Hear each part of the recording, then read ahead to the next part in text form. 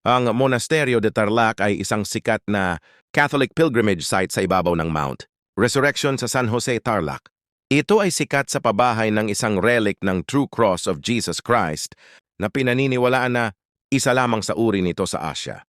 Ang monasteryo ay naglalagay ng isang fragment ng True Cross sa isang pilak na arka sa ilalim ng chapel. Iconic status, 30-foot statue of the risen Christ, overlooking the Zambales mountain range, nag-aalok ng view na nakapagpapaalaala sa Christ the Redeemer ng Rio de Janeiro.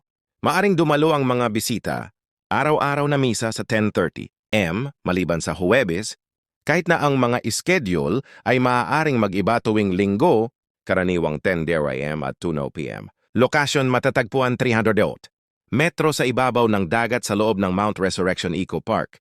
Nag-aalok ito ng mga malalawak na tanawin ng luntiang halaman at palayan.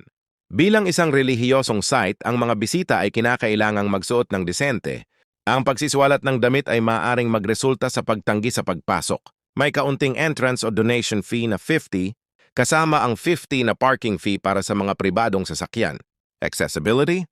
Pangunahing naa-access ang site sa pamamagitan ng pribadong sasakyan dahil limitado ang mga opsyon sa pampublikong transportasyon papunta sa tuktok ng bundok. Mga oras ng operasyon. Ang monasteryo ay karaniwang sarado tuwing Huwebes,